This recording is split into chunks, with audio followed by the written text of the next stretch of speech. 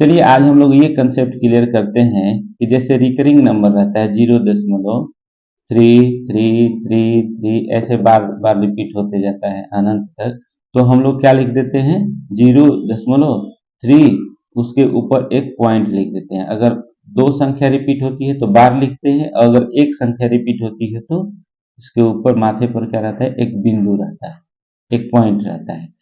इसका वैल्यू क्या होता है, इसका वैल्यू होता है, अगर 3 है तो 3 कर दीजिए, और एक के ऊपर अगर ये बिंदु है तो 3/9 कर दीजिए। ऐसे होता है ना, ये इक्वल टू क्या हो जाएगा 1/3 हो जाएगा। ऐसे होता है इसका वैल्यू। या आप ये भी देखे होंगे 0.5858, तो बार बार 58 रिपीट हो रहा है, बार बार क्या हो रहा है 58 रिपीट होता है, तो इसके ऊपर इसको क्या करते हैं हम लोग, इसको शॉर्ट में लिखने के लिए एक बार लगा देते हैं। बार बार रिपीट होता है तो बार लगा देते हैं। अब इसका वैल्यू क्या हो जाता है 58 एक एक के ऊपर बार है तो 9, दो के ऊपर बार है तो 9 ऐसे लिखते हैं ना।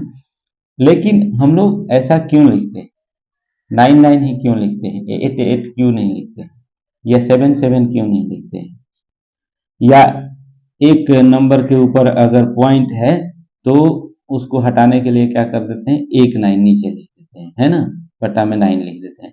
लेकिन 9 ही क्यों लिखते हैं, 8 क्यों नहीं लिखते हैं, 7 क्यों नहीं लिखते हैं, आइए हम लोग उसका कंसेप्ट क्लियर करते हैं। चलिए ध्यान दीजिए। अब क्या मान लीजिए कि 0.3333 ऐसे अनंत तक है, ठीक है, अनंत तक है ना।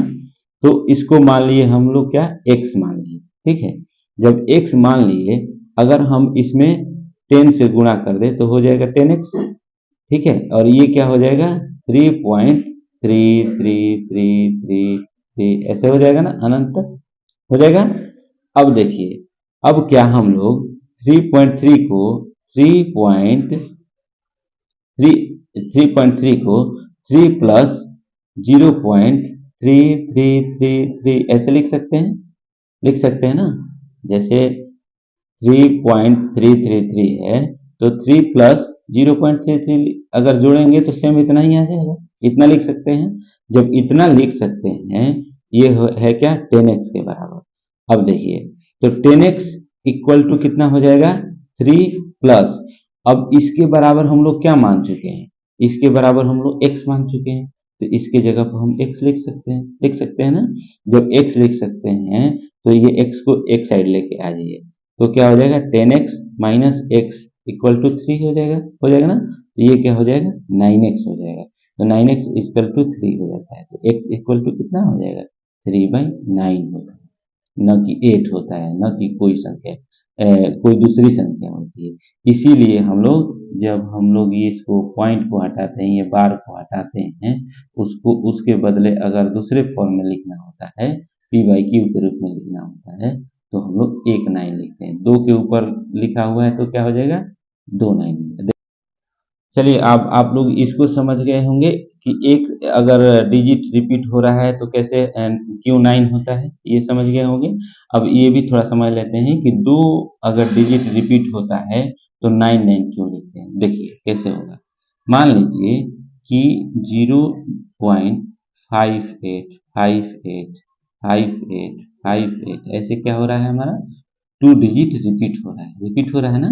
तो हम लोग इसको क्या मान लीजिए x मान लीजिए, ठीक है। ये क्या यहाँ तक है, अनंत तक है। जब इसको हम लोग x मान लिए तो इसमें 100 से मान लीजिए गुणा कर देते हैं, तो 100 से मल्टीप्लाई करने पर 100x हो जाएगा।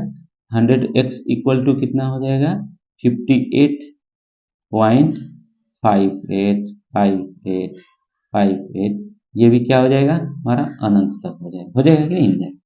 अब देखिए, फिर अगले स्टेप में क्या करेंगे, 100x इक्वल टू हो जाएगा 58.58, इसको 58 प्लस 0.585858 ऐसे अनंत तक लिखेंगे ना। 58 की तो कमी तो है नहीं, हमें कंजूसी क्यों करनी है, तो ये ऐसे लिख सकते हैं ना, 58 प्लस 0.5858 जोड़ेंगे तो इतना ही आ जाएगा। इतना तक समझ में आ गया ना।